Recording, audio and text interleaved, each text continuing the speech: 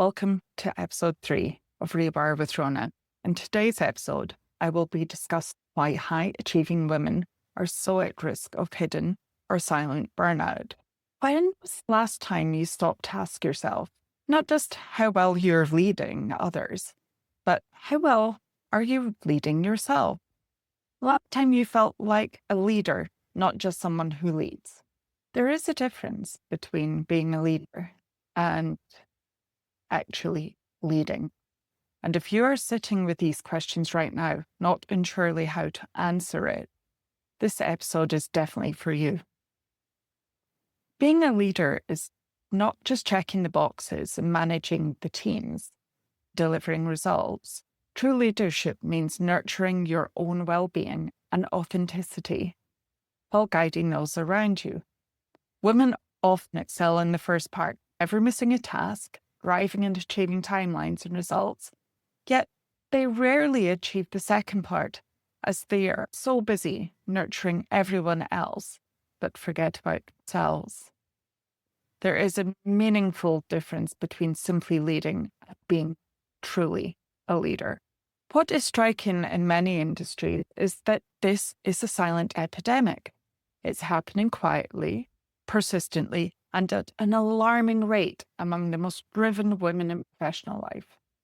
Women who lead teams, run departments, manage organizations, are also holding together families while building their careers, and often do it without realizing they're burning out. Not collapsing, not visibly struggling, not asking for help. Burned out in the way that high-achieving women burn out, silently, stoically, and with exceptional professionalism. I have a very clear memory of a colleague of mine, one of the most capable women I have ever worked alongside. You will know that person too. She was the first to arrive and one of the last to leave. She thrived on the complex challenges. She was the person everyone called in a crisis. The one who always had the answer, the plan, the composure. And then one day I watched her in a meeting and she just sat there, vacant, staring at a presentation about a project she had once championed, completely detached from the room. It was like watching a vibrant diamond lose all of its brilliance in a single moment. That was burnout completing its trajectory, quietly, behind the performance, behind the title, but slowly wearing her down. Today, I'm going to take you through the specific symptoms of burnout in women leaders, why they present differently to what we typically imagine, why they are so easy to miss, and what the science tells us about what is actually happening beneath the surface of a woman who's still showing up and still delivering. Because here's the thing nobody tells you. The higher you rise, the harder it becomes to see the signs. And the longer you miss them, the more it costs you. So let's burst the first myth. Burnout doesn't always look like exhaustion or a breakdown. For those who set high standards, symptoms can be subtle. Do you recognize a persistent restlessness or feeling emotionally flat, losing joy in the small wins or questioning one's impact while outwardly maintaining excellence? These are warning signs, the triggers that we can blindly sail past. From my experience, I remember being congratulated for achieving what externally seemed impossible to senior management. On the surface, I smiled and gave my thanks, but inside I felt nothing, just an overwhelming sense of on to the next deadline. I'd forgotten how to take joy in the wins. I kept telling myself I will celebrate after the next milestone is achieved as a stretch goal. But slowly, every morning, the spark that once driven me felt further and further away. No one noticed, not even me, until I realized I'd been on an autopilot for months. I would even scoff at the little wins being celebrated by others in my team, because to me, they were just little wins, whereas to everyone else, they were major accomplishments. And in truth, they were. So today we'll look beneath the surface, unpacking the signs of why burnout among women leaders often goes unrecognized. What's the signs we should watch for? And how cultural expectations and self-imposed pressures add to this invisible weight. We'll talk about practical steps to recognize, address, and prevent the silent burnout. If any of this resonates with you, you're not alone, and it doesn't have to stay invisible. So let's start this conversation together. Before we talk about symptoms, I want to talk about why. Why are women in leadership positions disproportionately affected by burnout? Because they are. The data is unambiguous, and I think it's important we name it clearly rather than dance around the issue. A December 2023 report found that 65% of employees experienced burnout that year. But among women in senior and leadership roles, the figure is significantly higher. Research consistently shows that women in managerial and executive positions are more likely to experience burnout than their male counterparts. Not because they are less capable of handling pressure, but because the pressure they carry is structurally different. Women leaders are more likely to absorb the emotional labor of their teams. They are more likely to be held to higher standards of behavior as well, expected to be both authoritative and warm, decisive and collaborative, ambitious and selfless, all of this simultaneously. They're more likely to be interrupted in meetings, to have their ideas attributed to someone else, to have their authority questioned. And they are more likely to carry the invisible load, domestic and family responsibilities alongside a very full professional life. This is not incidental, this is cumulative. And cumulatively, it creates a chronic stress load that the brain and body were not designed to sustain indefinitely. There's also something specific about leadership makes burnout harder to acknowledge. When you are the person others rely on, when your role requires you to project confidence, steadiness, and capability, admitting that you're struggling can feel like a fundamental threat to your professional identity. So you override the signals, you reframe exhaustion, you use discipline, and it is extraordinary and admirable discipline to outrun depletion. And you keep going, often successfully, until you can't keep going anymore. I know this because that is exactly what I did. I was working 12 to 16-hour days, and it was particularly on what was supposed to be a dream holiday, but I was sitting in a camper van with the beach visible through the window, completely unable to step away from the laptop. My mind was racing and I couldn't focus in the 45-degree heat I was working in. But I told myself I was fine, and I took an hour away to feel calmer. I went straight back to the screen, but I can guarantee you it was not fine. Now let's talk about the symptoms specifically. Because burnout in women leaders does not always look how we imagine it to be. We picture burnout as someone who cannot get out of bed, someone who stopped functioning. But for most high-achieving women in leadership, burnout looks nothing like that at all.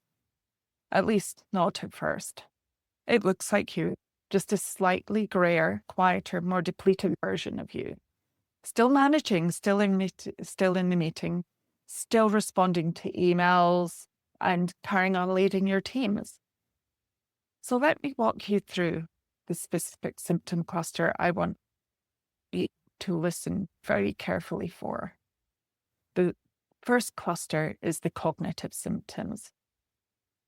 And this is truly the most frightening part and often the most misunderstood. You notice that your memory is not what it was. You lose your train of thought mid-sentence, something that never used to happen. You reread the same email 3 times and still can't retain the information from it. You walk into a room and forget why you are there. And you forget about the message that you sent last Tuesday. And you have no recollection of it when challenged on something that was held within that email. It isn't age, and it's not because you're distracted. This is actually neuroscience. So when cortisol, your primary stress hormone, remains chronically elevated under sustained stress, it causes measurable structural changes in the brain. the hippocampus, the region responsible for memory formation and mood regulation, shrinks. The prefrontal cortex, your executive control center, so seat of all the strategic thinking and decision making, and your emotional regulation, becomes impaired. For women in leadership roles, it's particularly devastating because the qualities most demanded of her, clarity of thought and strategic vision, rapid and sound decision making, precisely the qualities that burnout systemically dismantles. In my experience, I personally wound up relying on post-it notes for everything during my collapse. My keys, purse, phone. Without the post-it notes, I could not leave the house. I was terrified. I wondered if this was early onset dementia. Hopefully it was not. It was my brain under physiological assault from sustained unaddressed burnout. Another cluster of symptoms you need to watch out for are emotional symptoms. You may be experiencing emotional numbness. That's a growing detachment from your team, your work, from the people and projects you once genuinely cared about.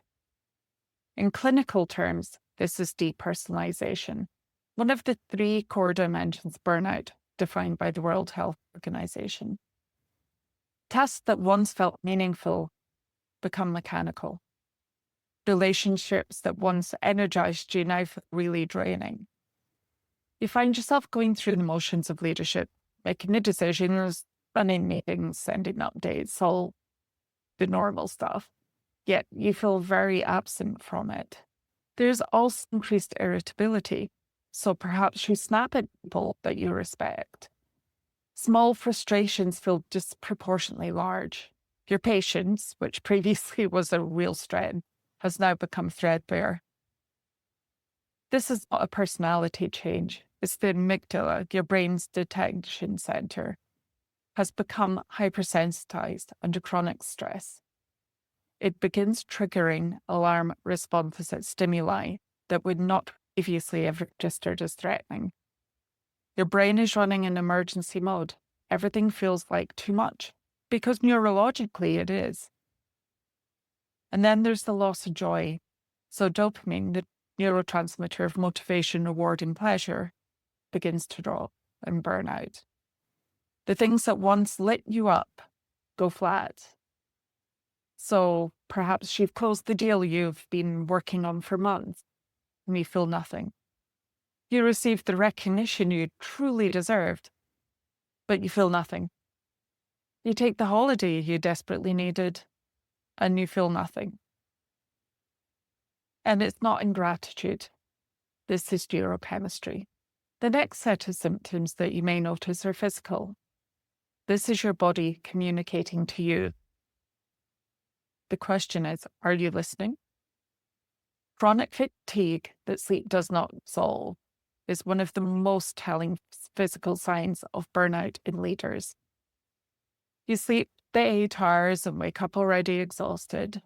In burnout, cortisol becomes dysregulated, either chronically elevated, keeping your nervous system in a low-grade state of alert, even during sleep, or blunted because of overuse, leaving you without the energy that you need in the morning. So normally in the morning, you will have a cortisol surge, and this is what occurs in the normal, healthy, functioning body.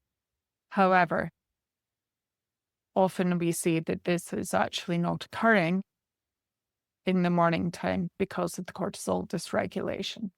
So your sleep has stopped being restorative, and no amount of rest fixes that underlying dysregulation. You may have persistent headaches, a gut that is unsettled and reactive, and burnout profoundly disrupts the gut microbiome.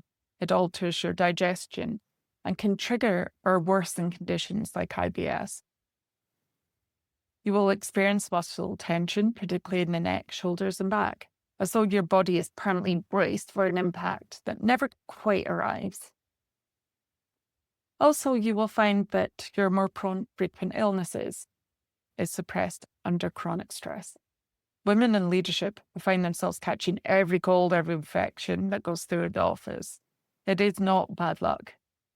This is your body telling you that it has been running beyond capacity for too long and no longer has the resources to mount a full immune defense.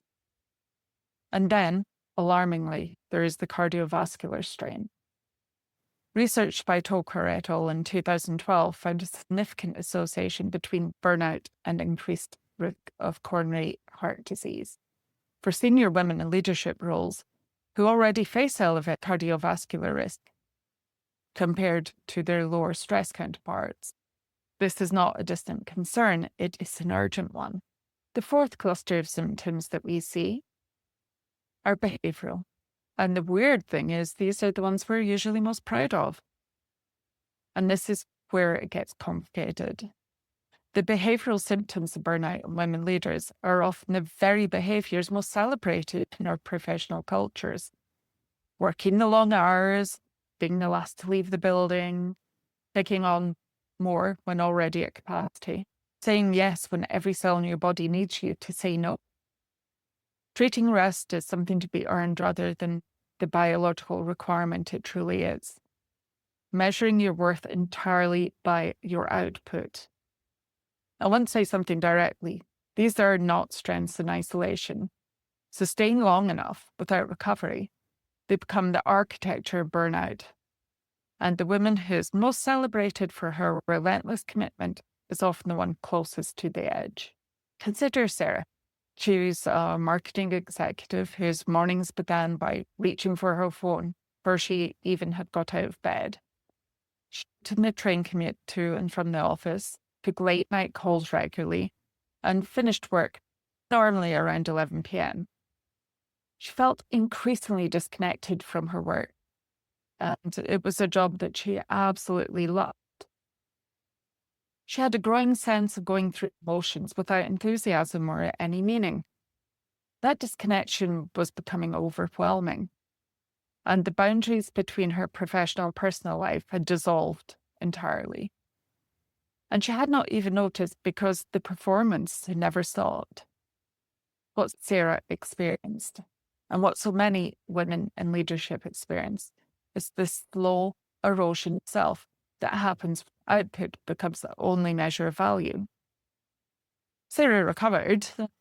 It took commitment and change, but the first step for her and for everyone is recognizing what is actually happening in your body. There is something I call the leadership paradox, and I think it's important we name it because it's one of the reasons burnout in senior women goes unaddressed for so long. Leadership, by its very nature, requires you to project stability. Your team looks to you for direction, confidence, and calm. Your organization looks for results. And so the very role that places the most demand on your cognitive and emotional reserves simultaneously makes it the hardest to acknowledge when those reserves are running dangerously low. You manage up and down simultaneously, absorbing the variety of your team without always having the safe space to process your own concerns. You're expected to be the model of well-being while operating in a system that often structurally don't support well-being. And you have likely spent years building a professional identity around ability, competence, and composure. An identity that makes vulnerability feel like professional risk. So I want to challenge that framing directly. Acknowledging burnout is not weakness. It is the most strategically intelligent thing a leader can do. Because a leader in full burnout, which is cognitively impaired, emotionally depleted, and physically unwell, is not serving her team. She's not making best decisions. She's not bringing her full capacity to the problems that require it. Recovery is not a retreat from leadership. It is a return to it. So another case study I have is of Lisa, who was an overworked medical practitioner. For months, she had suffered from insomnia, feeling increasingly that she was making no difference to her patients in her care. And a trusted colleague recognized her struggle. She encouraged her to seek support. Lisa attended a peer support group for healthcare professionals, and through the honest conversations that the group had, and with others who genuinely understood the pressures she faced, she found new coping strategies and a renewed sense of purpose, both in herself and in her profession. She did not step back from her leadership. She returned to it more whole and with a better ability to cope and to lead, focusing on impact, not just output. That is what recovery makes possible. So, I want to be honest with you. There is no 30-day fix. Anyone who tells you otherwise is not being straight with you. But recovery is real and it is achievable. And it begins not with a program, not with a protocol, but with two things: acknowledgement and assessment. Acknowledgement first. You cannot navigate your way out of something you have not seen clearly. The tendency, particularly for driven women in senior roles, is to keep reframing. I just need to get through this quarter. I just need a holiday. I just need things to calm down. Burnout does not resolve when things calm down. It resolves when something fundamentally changes in how you work, how you rest, how you relate to your own limits, and how you define what success actually means. So I recommend you grab a notebook or some paper and ask yourself the following questions. When did I last feel genuinely rested? Not just physically, but mentally and emotionally. What have I stopped enjoying that I used to love? What signals has my body been sending that I keep choosing to ignore? And finally, and most importantly, if a member of my team described what I am experiencing right now, what would I say to that? That last question is powerful. Most women leaders would immediately recognize burnout in someone they care about, a member of their team, and respond with compassion, clarity, and action. Don't you deserve exactly the same response? Inside my book, Break Free from Burnout, The Ultimate Blueprint, there is a 15-question evidence-based burnout profile checklist built on the WHO's ICD-11 classification of burnout and current psychological research. It assesses the three core dimensions: the emotional exhaustion, depersonalization, and reduced personal accomplishment. And it takes less than 5 minutes to complete. And it gives you the kind of clarity that most people spend years trying to find on their own. I have also built an app, which should only take you 3 minutes, also with questions, which will tell you approximately where you are on the burnout scale. And I will give the link to that app in the show notes. So knowing where you sit in the burnout spectrum is not a diagnosis. It's only a starting point. It's a map. And you cannot plot your recovery without knowing where you currently stand. So once you know where you are, then you can start to build your support network. One of the most important things I learned through my own journey and my recovery is that burnout is not meant to be navigated alone. I was fortunate to have amazing friends, an incredible life coach who I hope to be doing a podcast with shortly. I had amazing therapists and medical team, and of course, my family, all who noted the changes in me and spoke honestly about what they were seeing. Reaching out isn't weakness, and for a leader, it is often the hardest thing, yet the most necessary. Whether we reach out to a trusted colleague, a mentor, a therapist, or a coach, finding one person who can witness your experience without judgment changes. So I had a male colleague who worked in IT, and he was always working on high-stakes projects with relentless deadlines. Initially, he hesitated to reach out to anyone about what he was experiencing, which was a growing sense of depersonalization. His wife encouraged him to reach out to his mentor, and eventually, once he confided in his mentor, they developed a series of regular conversations that became the scaffold for his recovery. He found a space where he could explore the challenges and find solutions with someone who genuinely cared for his well-being and who taught him power of the most underused word in a high achiever's vocabulary, no. The mantra that guided my own recovery, and one I still return to now, is this: own your day before someone else does.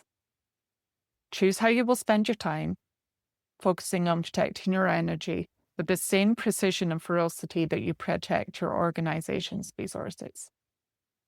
Because your energy is your most valuable leadership asset. And believe me, it is not infinite. Women leaders are not burning out because they're not strong enough. They're burning out because they are extraordinarily strong. And this strength has been stretched for too long without adequate recovery. The symptoms described today are not signs of failure. They are signs of a system that has been asked to do too much for too long without the recovery it requires. They are honest, they're biological, and they're telling you something important. So, today's episode has resonated. If you've recognized yourself somewhere in what we have discussed, I want you to do one thing before this episode ends. Take your notebook or some paper, write down one signal your body has been sending to you that you have been choosing to ignore. Just one. And commit to addressing it this week. That is where recovery begins, not with a grand plan, but with one honest acknowledgement. If you are ready to go deeper, then my Rewire with Rhona course will be opening on the 28th of September. And I will also put a link in the show notes around that course. I have also released an ebook recently, Hidden Burnout: Why Professional Women Are Most at Risk. Rewire with Rhona is my 6-month program that will be opening on the 28th of September.